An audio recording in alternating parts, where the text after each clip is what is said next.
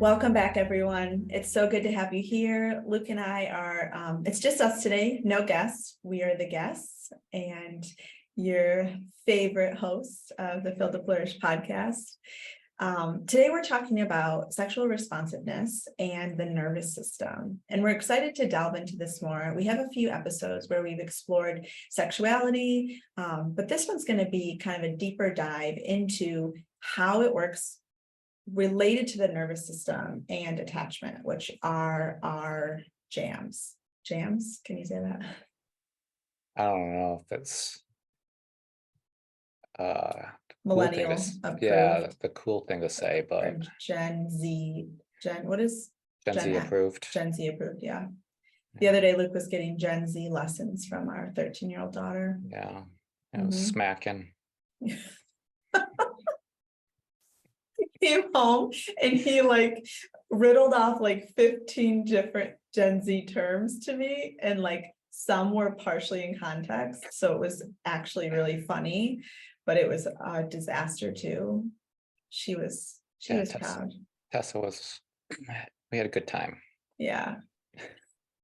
But we will not be teaching Gen Z language terms today. We will not. That's out of our territory for sure. Yeah. But this topic is not. So yeah, let's just jump into it. Yeah. I'm excited about this conversation because it is an important conversation. I think it can really be helpful for listeners to navigate this conversation. And sex is not always straightforward or something that is talked about a lot, or there's a lot of background education. There's a lot of mixed messages. And so when you don't have, we're hoping that we'll bring in some information that can kind of bring a clearer picture to individual people's experience and how to support yourself, your relationship, your partner, with some practical ways. And so I think it's going to be a really beneficial conversation. I think so too. So I guess a good place to start would be just talking about sexual arousal and the nervous system. And so the very basics, you did a post on this recently, which kind of not sparked this conversation, but maybe moved a conversation to now. And why don't you share a little bit, just what you wrote in that post for those who haven't seen it? Yeah, so basically what we were sharing was which mode of the nervous system is largely behind each stage of arousal. Yeah. So the very first stage, there's some variation if you look up the stages of arousal, but the one that we're speaking to is the first stage just being libido in general. And healthy libido is largely a function of the parasympathetic nervous system. So we're going to be contrasting parasympathetic and sympathetic in this piece that we're talking about right now. Yeah. So libido is largely parasympathetic. And then the next stage is arousal. And that's also largely a parasympathetic function. And then the next stage is the build and the climax or orgasm. And that would be sympathetic. That's largely a function of the sympathetic nervous system.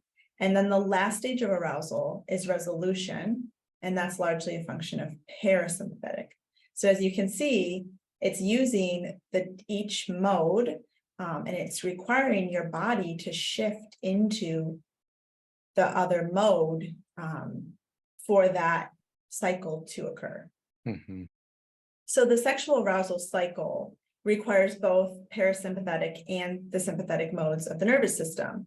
Now, if you haven't heard those two terms, sympathetic is more the activating, the energizing. It can be going to fight or flight, but it's also just where your nervous system is flooded with the energy and the intention to do what it needs to do.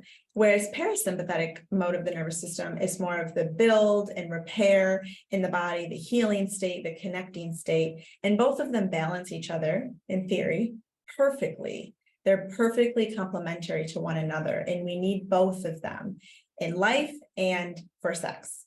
Yeah. And so something that is, if you have a chronically dysregulated nervous system, you're not going to have very healthy access to parasympathetic, to that build, repair, and connect mode.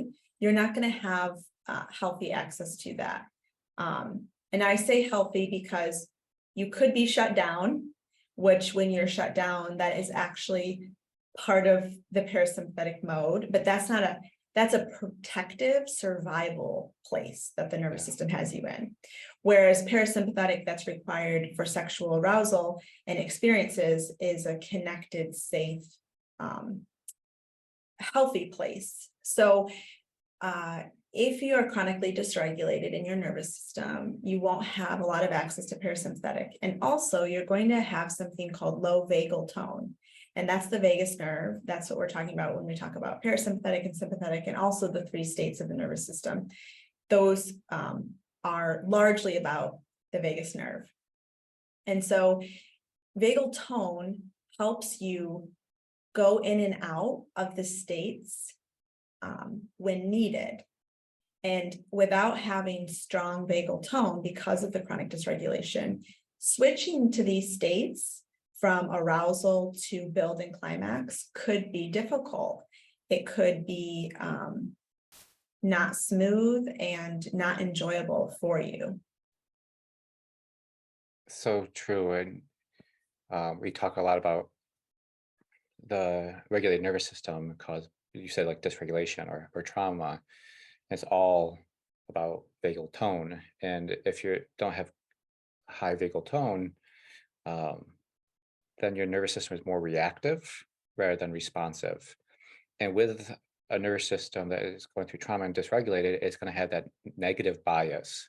So it's going to be that high alert protection. So that's where it can get stuck in that sympathetic, which that fight or flight response, which makes it difficult for libido, for safe and to feel safe and social, for connection, for because libido is not a survival response. Right. Libido is a play or a fun or connection. And just real quick, like a nervous system for play it's called a mixed state, where sympathetic and parasympathetic work together for action, but action within a play and safe response. Right. But if you get stuck in that sympathetic, there's no access to that play part. And so it's going to be very difficult for your body to go into that rest, relax, connection, safe and social, where your libido is going to be activated. So again, in sympathetic, you're looking for survival. You're not looking for pleasure or fun or connection. Which is, I think, why you often hear people say, oh my gosh, I'm so stressed, I can't even think about sex. Right. Like stress is a massive buzzkill when it comes to being interested in your sexuality and expressing it and connecting with your partner's sexuality. You cannot be under, typically, this is generally speaking, loads of stress to enter into this. It's very difficult, right?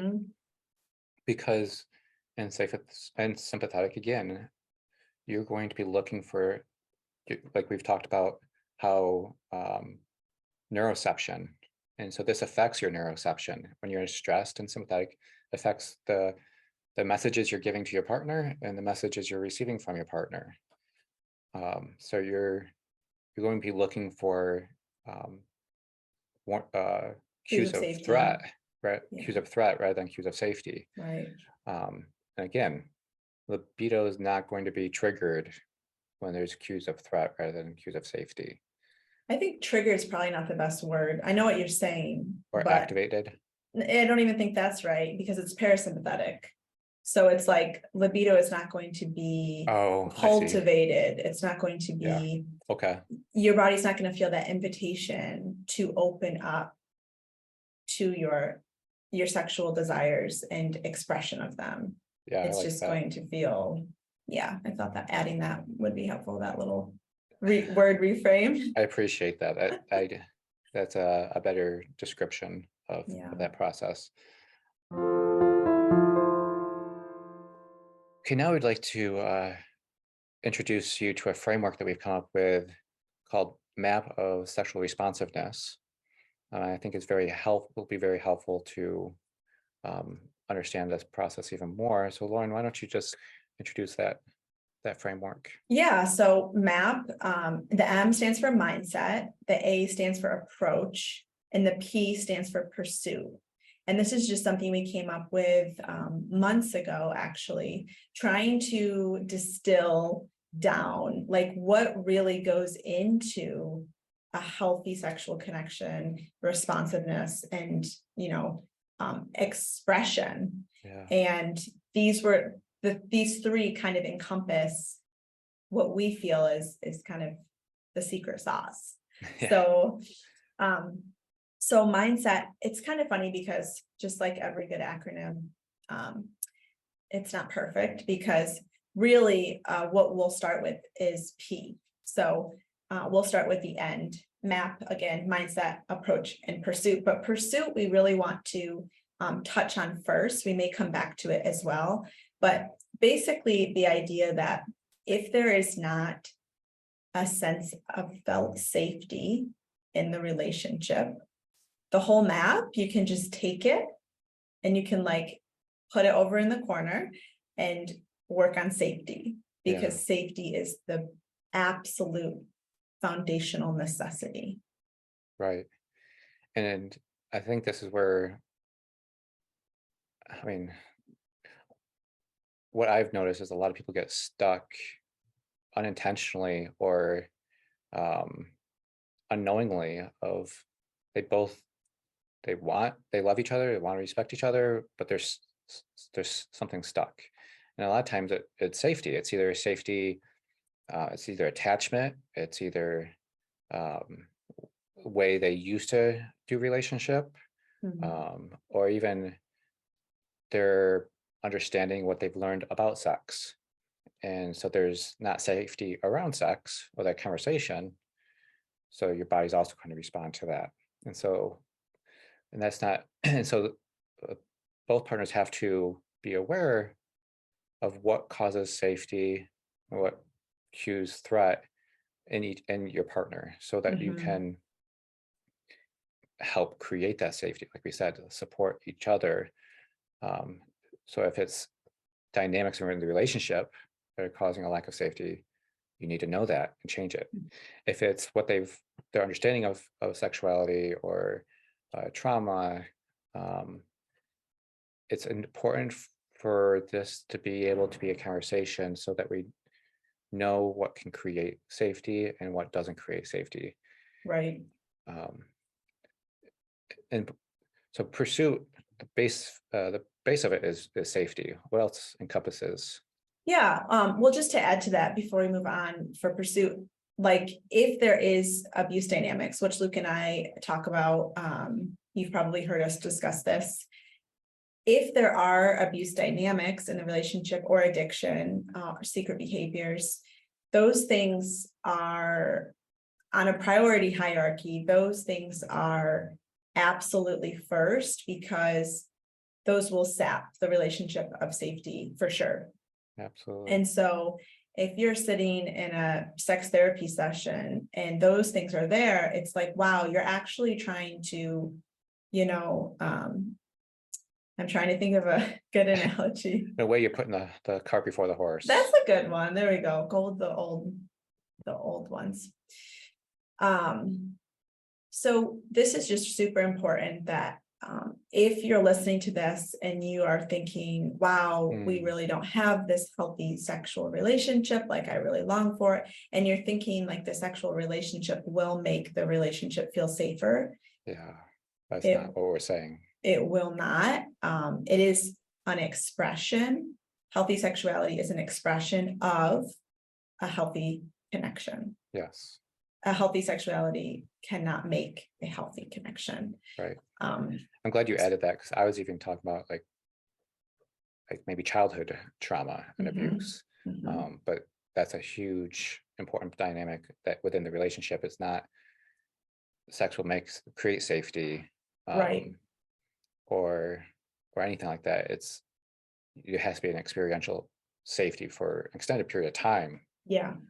And in order for that to be even brought up back on the table, sex to be Right.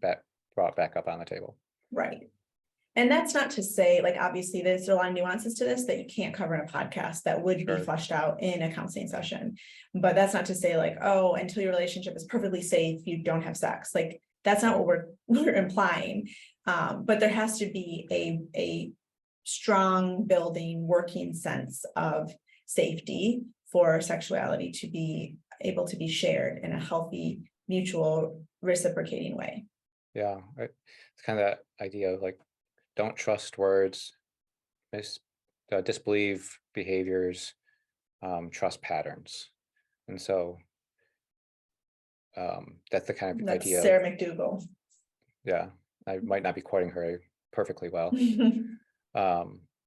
But just that idea of they can say something, they can do some things, but it's the pattern that we're looking for. Yeah. Yep. Um, And that pattern signals to the body over time, like you said, safety. And that safety can be found, and this person can be is trustworthy of opening up to in such a vulnerable, intimate way. right.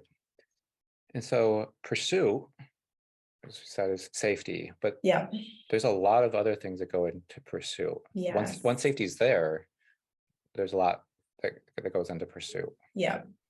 So getting to know each other deeply and that emotional connection, that energy that's shared between partners, this is where pursuit really comes alive. So Yes. this would all be attachment oriented information, which we also are really have seen the world and our relationship through the attachment lens for several years now. And it's just transformed.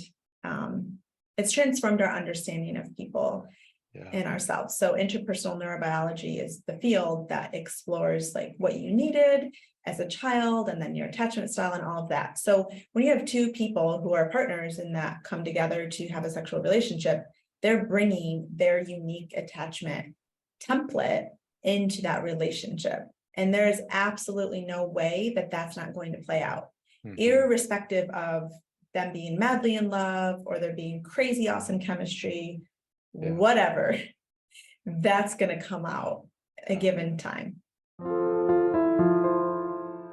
So part of the pursuit is when there's safety there, is attunement. Like, as a baby, we needed our caregivers to attune to us. What was our relational needs? What made us happy? What didn't make us happy? And so part of the pursuit is in a sense like continuing to date,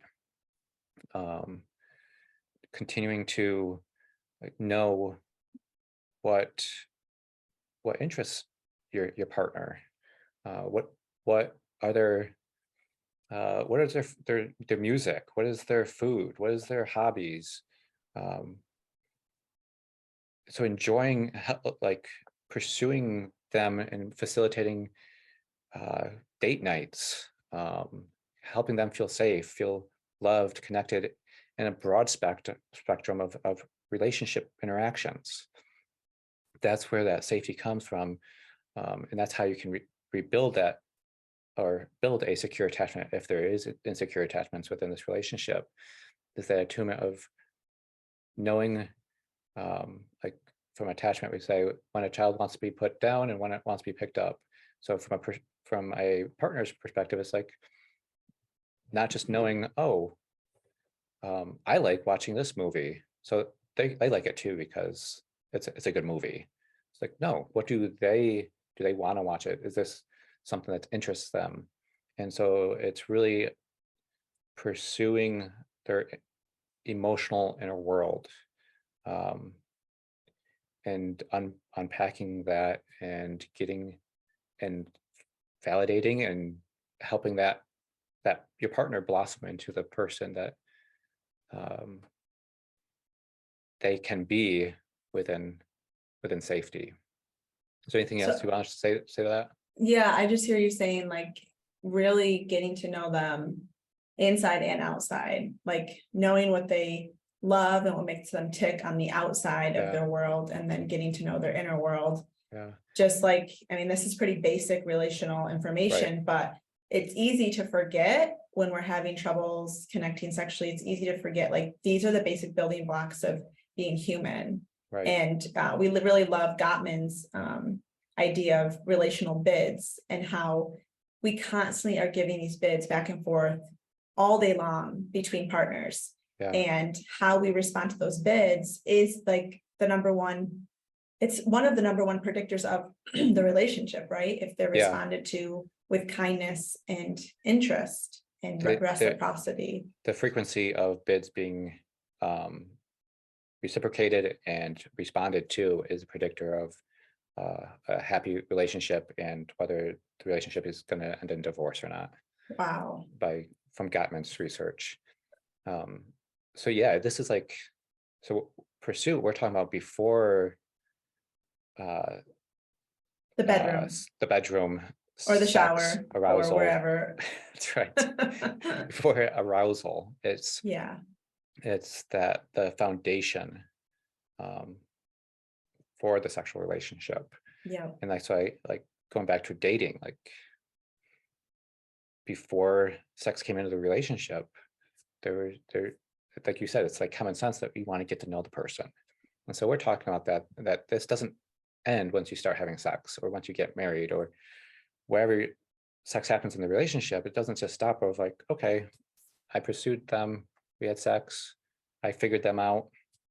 Because another thing Gottman talks about is having to update the information within the relationship, and so it's always making sure that you're pursuing this person and knowing who they are today, as like before you have kids, when you have kids, when you have more kids, as you're getting older, as there's careers, we evolve and we change, and it's important to continue to pursue that person that's Right there. presently there.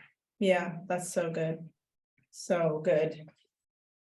So yeah, the P really comes down to that connection and that attachment. And like Luke said, that is before and outside of the bedroom. It's not, it's something that you cultivate over time.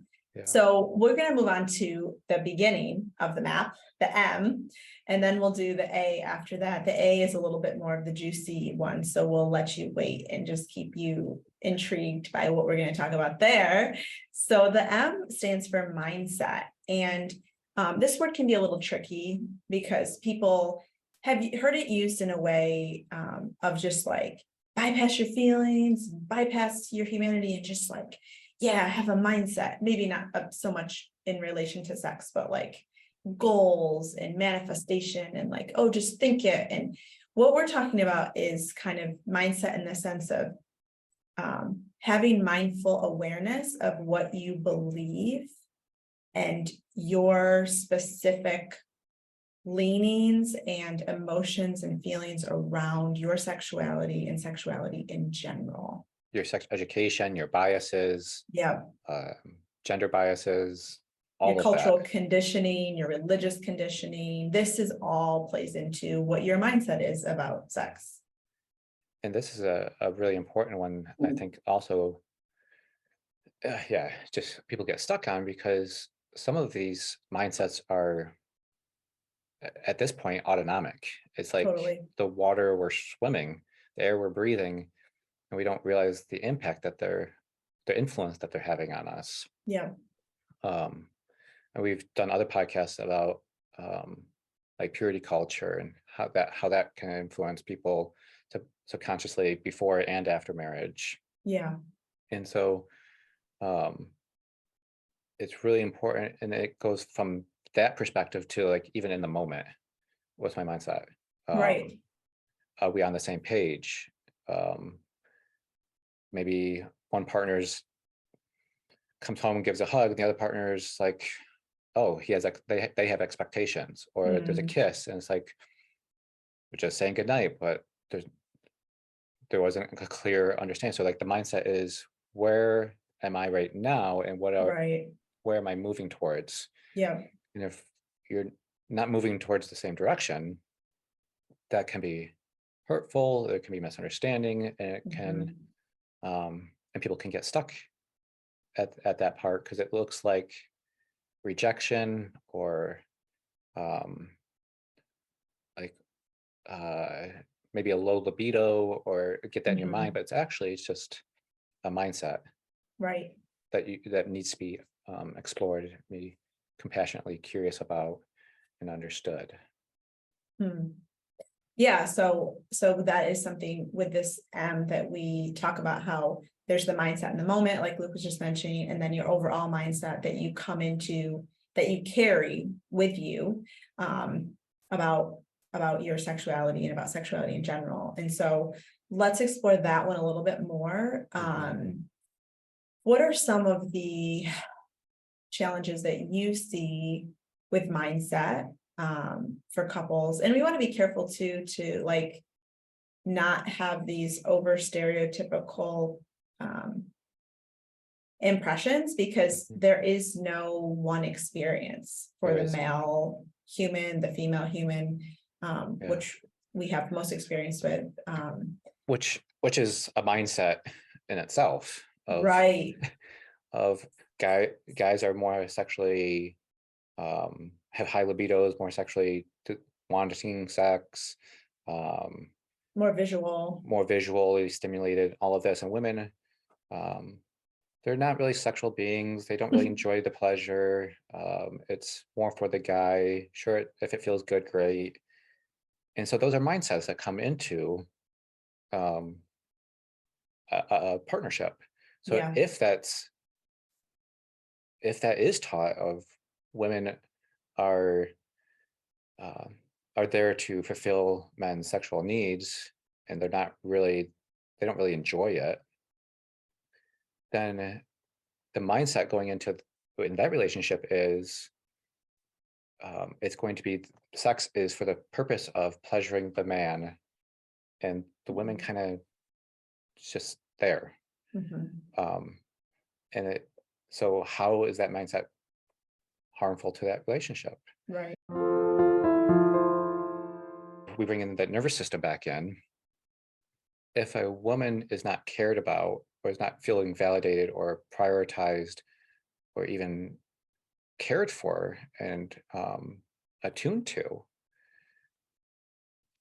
that is not going to be that safe and social parasympathetic state that she's Yeah. going to be in. Yeah. And so if she is not feeling loved and cared for, it's going to be very hard for her to be in that safe and social spot to attune to her husband, which is going to then sex becomes not a an experience where connection and love is being expressed and overflowed.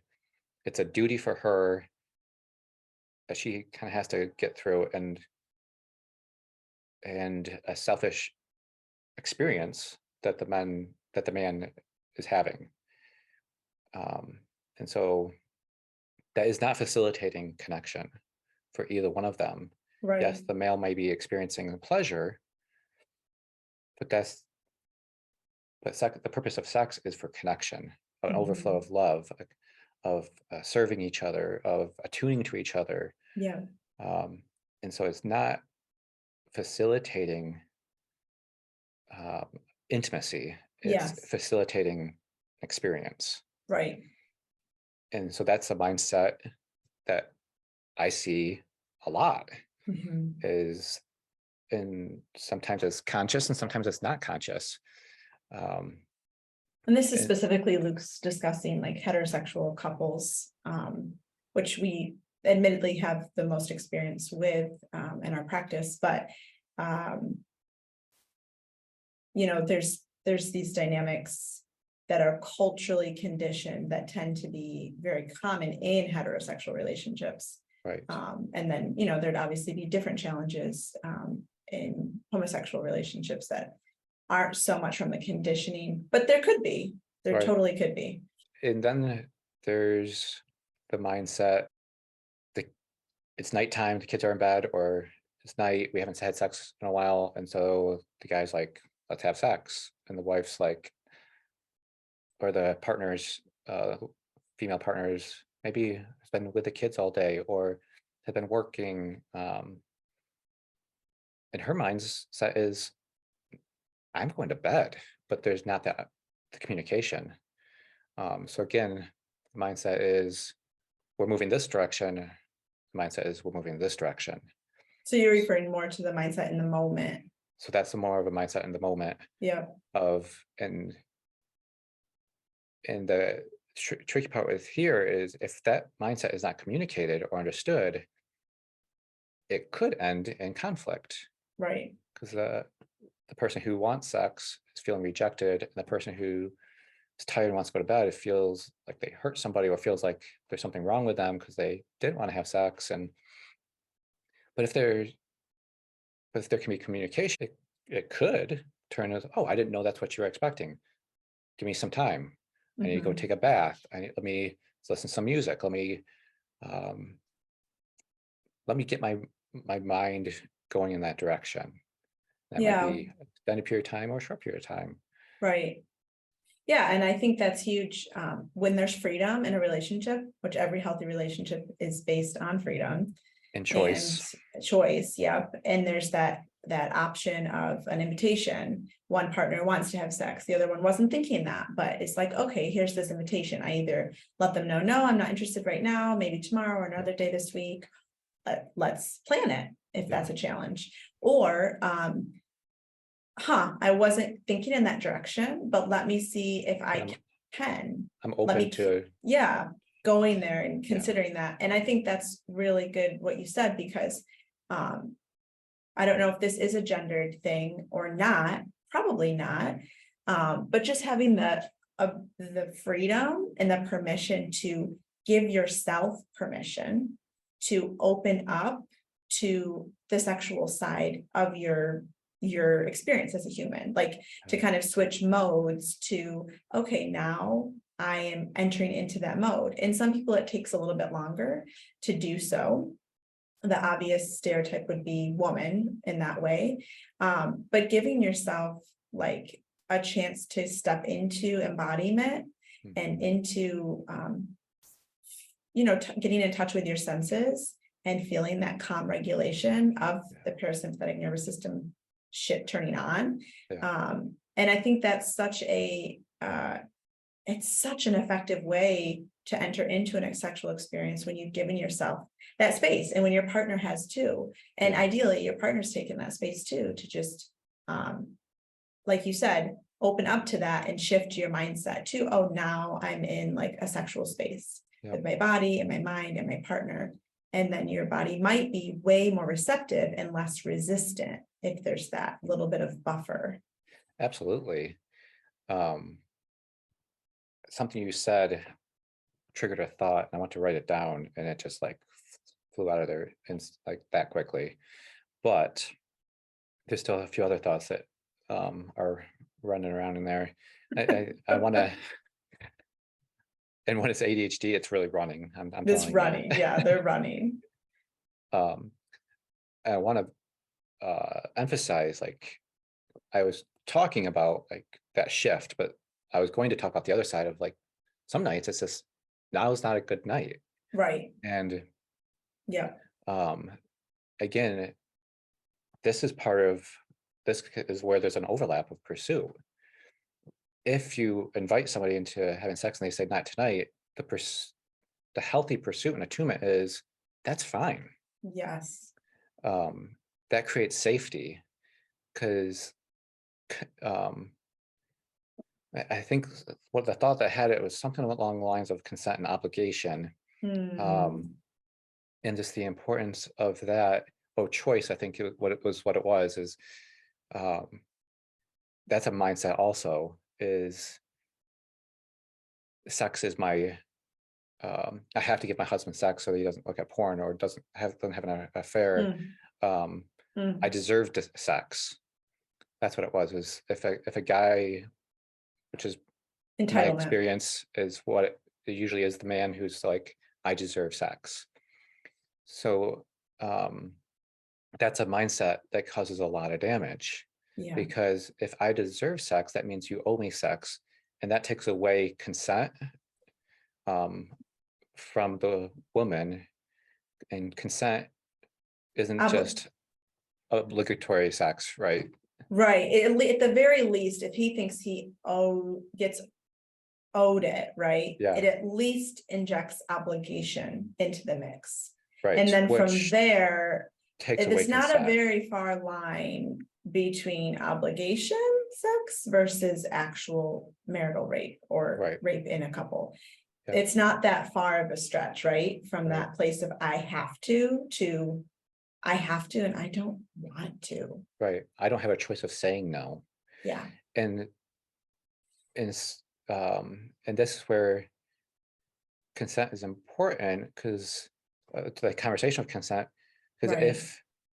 if I have to, and a lot of times it's like religiously I have to, spiritually I have to, this is my Mm. role, then there's like power dynamics Yeah. that are at play, that the woman doesn't have a choice. And so if she doesn't have a choice, that she hasn't given consent.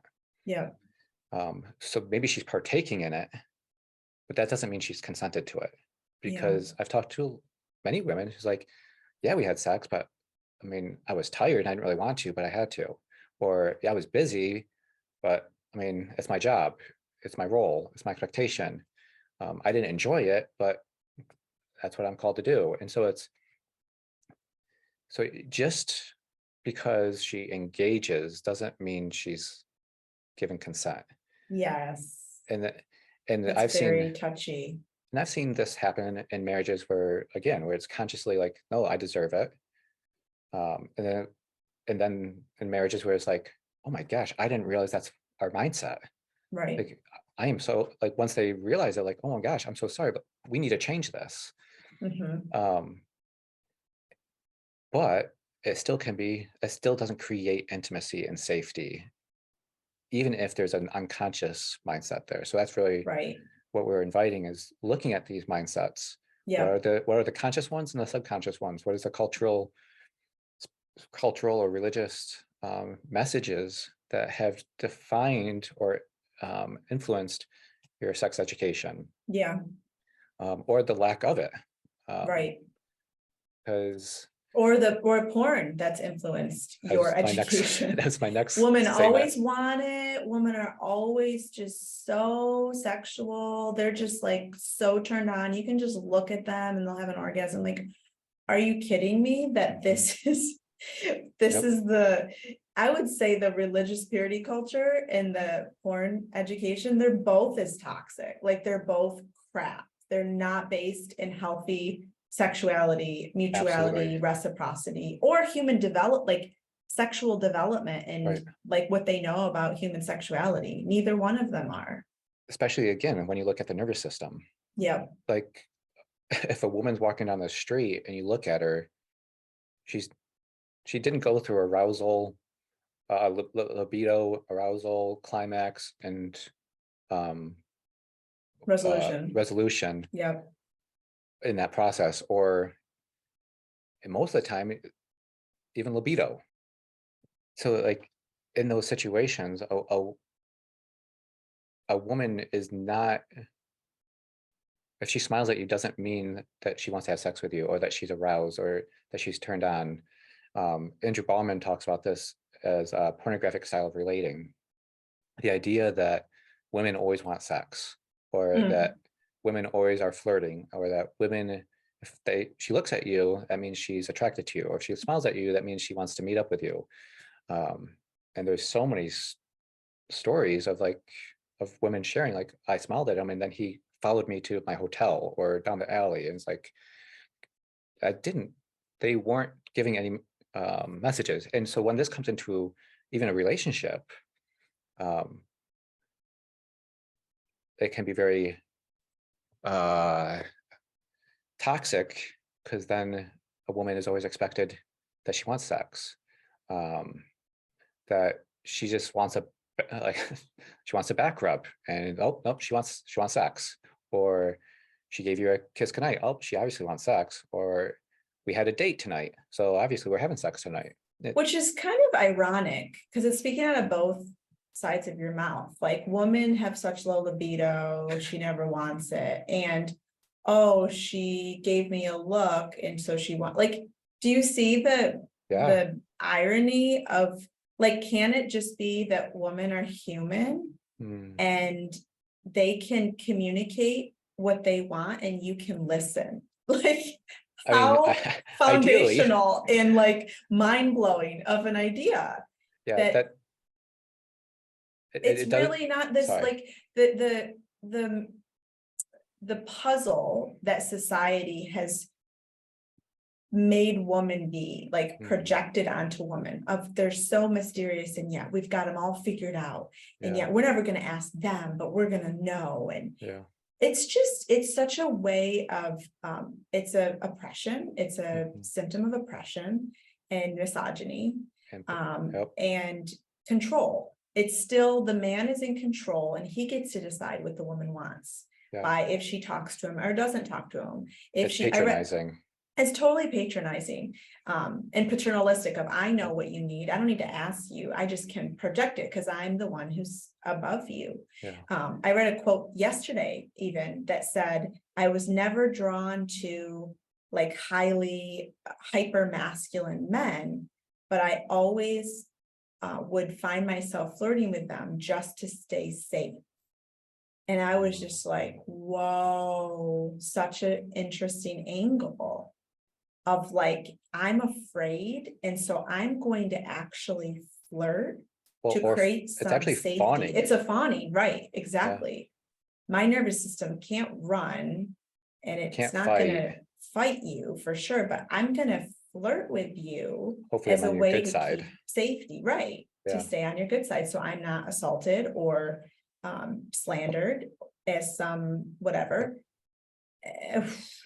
Yeah, and I think it also goes into the mindset of, like, misogyny. I know better. Also, men are so highly sexualized, they just know what they want and they know what everybody else wants, and they don't even have to ask.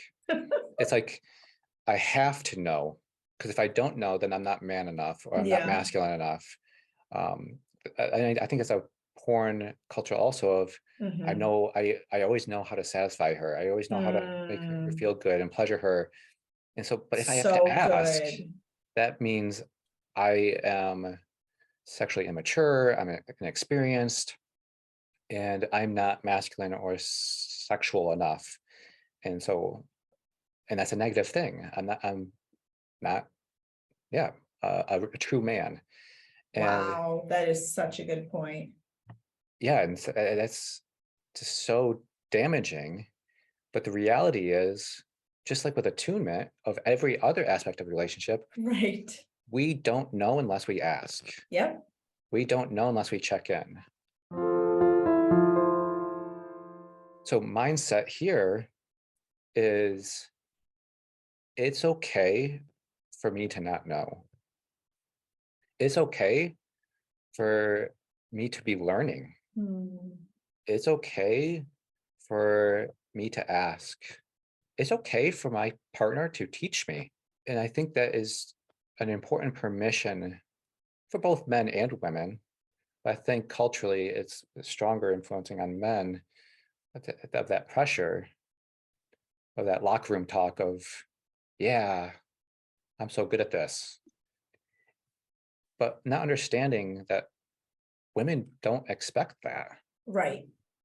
Right. Like, a woman wants to be nurtured, cared about, learned about, involved in Yes. the process of knowing how to pleasure her. Yeah. Which, I don't know if you were ready to, but that can transition us to the A to in M.A.P. approach. Yep. Which is, the A is approach. An approach is that in the bedroom, dynamics and techniques and learning and conversations and Yeah. experiences Yeah. That we are not born with. Right. We don't enter relationships already knowing, especially since each person is different. Every person is unique neurobiologically, and with their story, with their experiences, physiologically, with their story. So each person needs to be known and learned about, studied, and nurtured and attuned to, apart from any other experiences you've had. Right. So good. And that can come in with positions, different types of sexual experiences, pressure, more pressure, less pressure, Speed. speed, stimulation, how intense the stimulation, how not intense, how quick you pursue, you progress. Right. And that's not just individually, but that's could be from day to day, from season to Sure. season. Yeah. A 20-year-old couple is not going to have the same M.A.P needed 2 months after having their first child. That doesn't mean that they might not, it might not quote unquote heat up once they get into a new rhythm, but and that's why it's so important that approach of, again, it's a big picture approach, but in the moment approach. Yeah, I think it's so good to talk about customization like that, like to customize your experience to the day even. And that like attunement that's needed to do that is outside of some people's wheelhouse. Yeah. They just can't picture, no, I do this and this and this, and then it's over. Like they can't picture tapping into that attunement. And it might be because they don't feel confident with attunement outside of the bedroom as well. Or maybe they are very emotionally attuned outside of the bedroom, but inside they feel maybe it's shame or embarrassment, or like you said, the mindset that comes in that I should just know, I shouldn't have to tweak things or ask, it should just happen. So you can see the mindset approach and pursuit all interconnect in such an important way. Approach though, we think it's really important. A lot of people assume, and maybe this comes from porn, from movies, but culture, that if you're in love and if you care about each other, then you're just gonna sex is gonna be great, create this easy, massive ecstasy and blah blah blah. Which in reality, like you said, you weren't born knowing how to do this. There is something very instinctual and primal about just like sex in general that people know how to do. But then to get to the deeper level of like mutually satisfying, like deeply, what's the word I'm looking for? Deeply connecting, enjoyable, connecting, like intimate. That next level sex. Yeah. Though that requires effort, and that requires like there's a skill to it.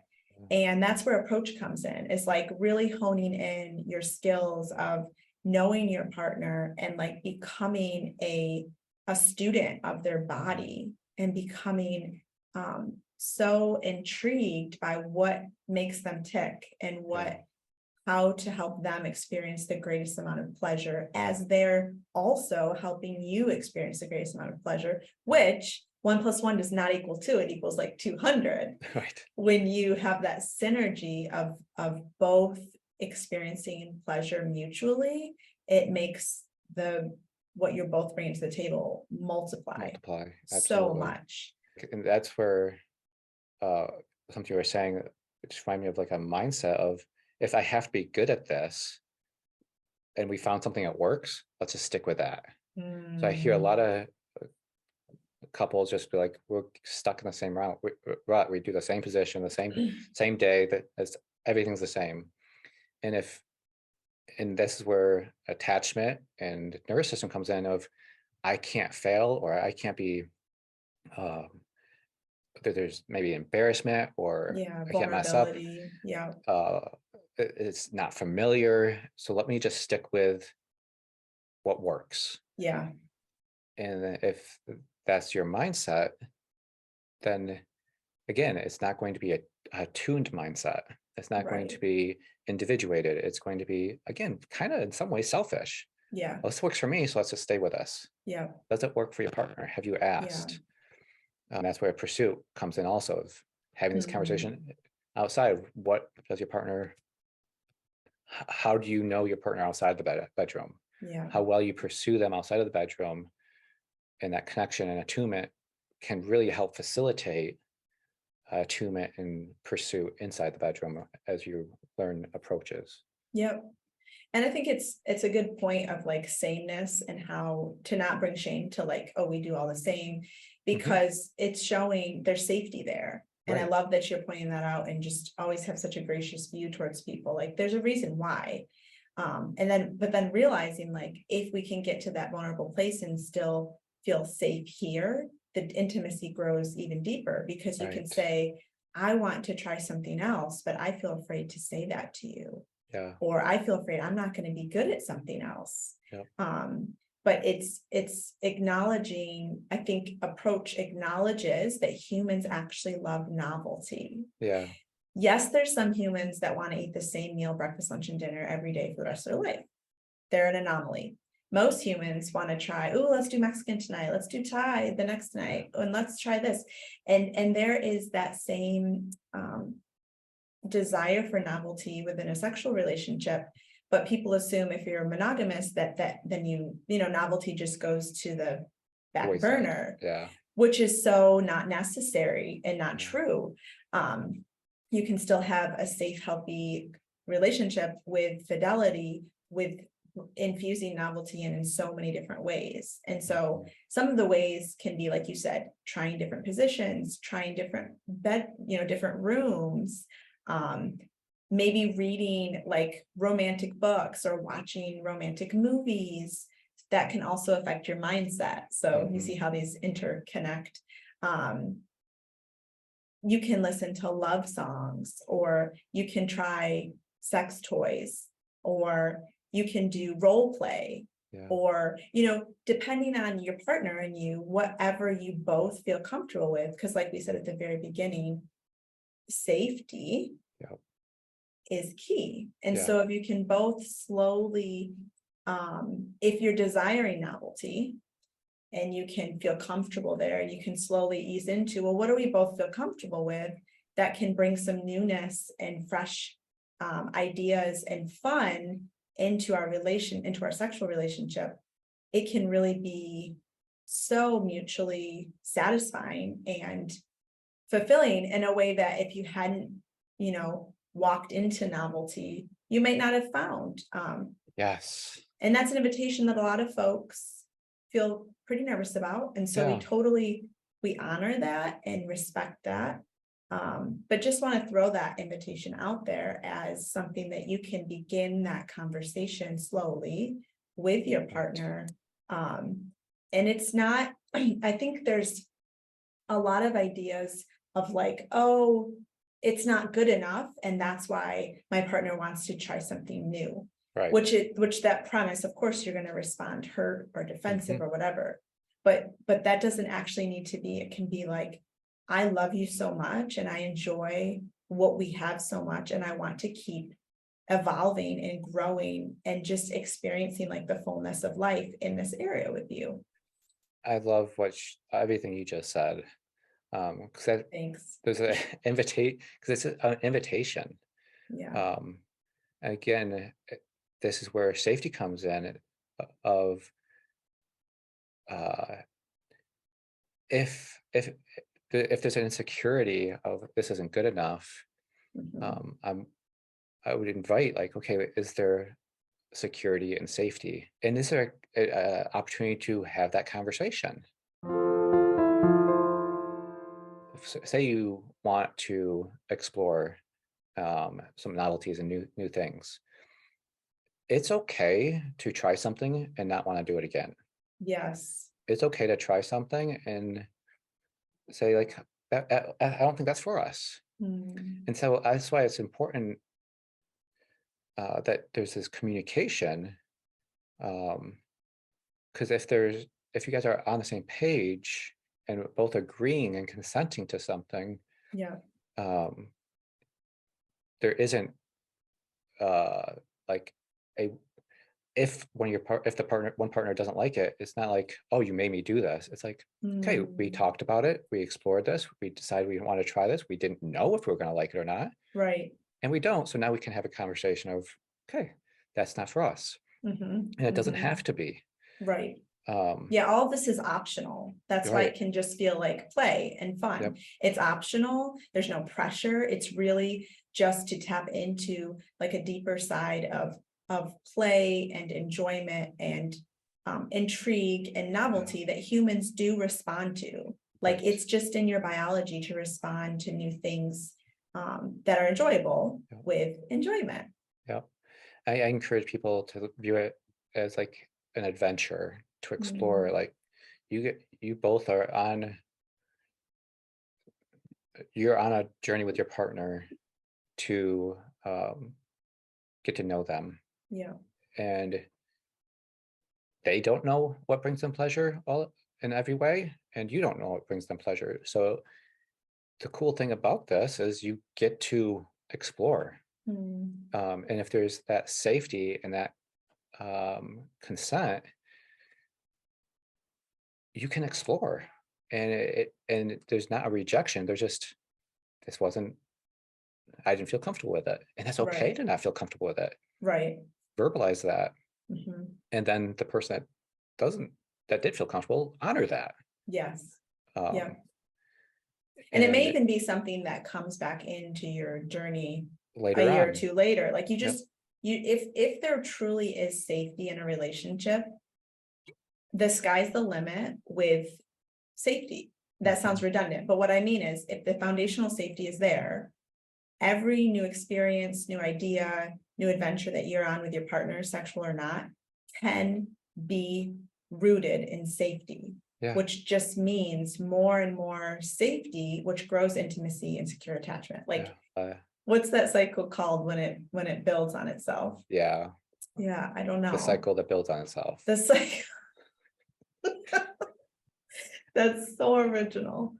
Yes, that's Yeah. what it And does. um Synergistic and the cycle that builds on itself. I think we need lunch soon. yeah, I think so. um and yeah, and just that idea, I think I already said this, but that nothing is a failure. Like Mm, in therapy, I always say everything can be therapeutic. mm, Conflict can be therapeutic. You getting mad at me can be therapeutic. Me messing up and missing you can be therapeutic if I respond mm, well. So yeah. even with it, so in sex, everything can be intimacy building, Mm, relationship building, if it is talked about, processed, shared with, honored, yeah. valued, heard. Yeah. Um, and it doesn't necessarily mean somebody did something wrong. Like, oh, this Right. wasn't as pleasurable. Oh, I did something wrong. Look, let's try it again. I can do better. It's like, no, take that pressure off. Mm, It's not necessarily you did something wrong. It just might not be comfortable or as pleasurable for one of the people. And sometimes, like you said, it may come up in a year or two. You try it again, because sometimes it is like uh, approach. It's mechanics. It's like, right. oh, I didn't. I can. Let's try this, or I have more experience. I don't know. Like so many different things, Variables. Yeah. variables, Yep. physically, mentally, um, biologically, and so it's like, and sometimes it does take practice. Yeah.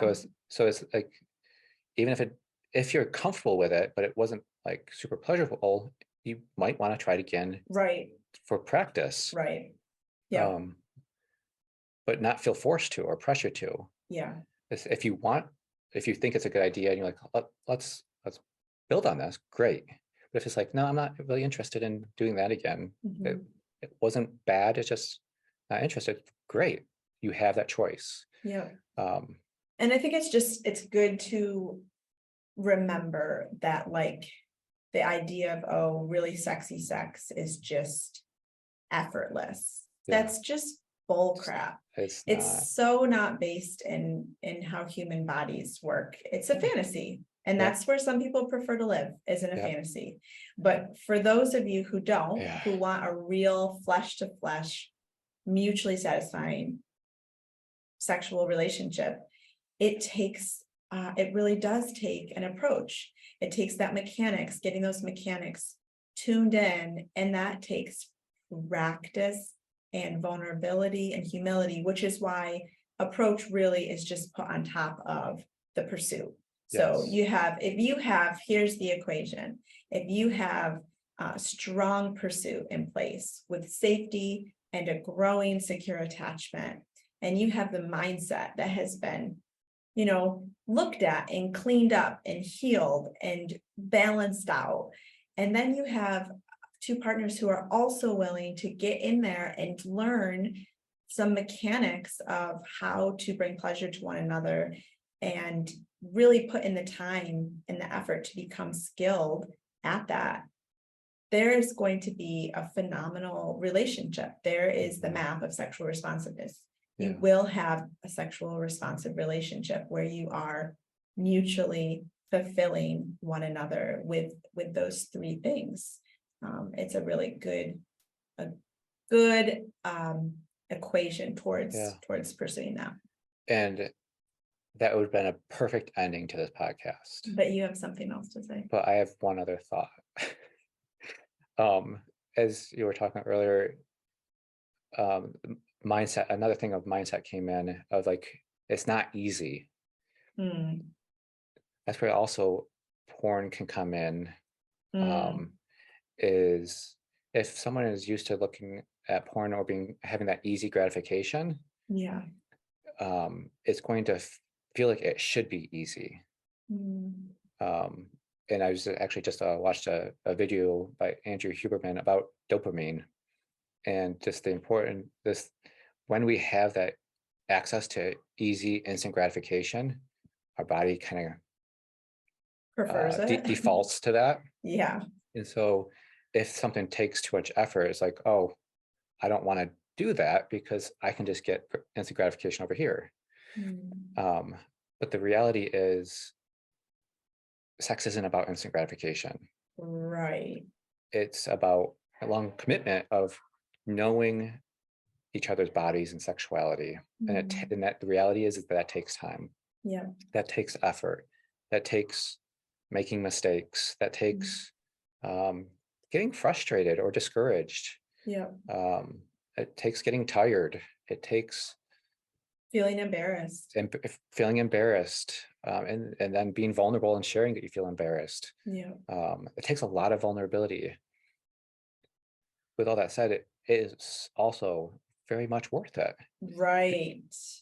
Because when there is not just a physical pleasure, but a emotional, spiritual, relational, and physical experience and pleasure, Yeah. it's Deeply a lot, satisfying. a lot more satisfying, deeply satisfying. And so that, I hope this was a helpful episode for our listeners to kind of get a map, like you were saying, a map to sexual responsiveness. Yeah. And you can even take this map and, simple mindset, approach, pursuit, and you can sit down with your partner and say, like, which area of our map needs nurturing? Which area needs us to kind of open up and see what's here and be curious about where there could be growth and healing even. And it may be M.A.P. It may be all three. And if it is, like, there's no shame in that. That's how and all relationships work and grow. yeah, and sex isn't something you kind of arrive at. Right. So there's, as we evolve, we should always be looking at and evaluating the map. Yeah, that's a good word. Well, Yeah. it was definitely fun to talk about. It was Hopefully it was helpful to listen valuable, to and valuable to listen meaningful. to. Yeah, Um, yes. We'd we love to just, hear your thoughts. yeah, we would. We just appreciate all of our listeners, Mm. and hopefully you enjoyed it, and come back next time as we will bring more uh, fun, helpful, beneficial mental health information. That's the plan.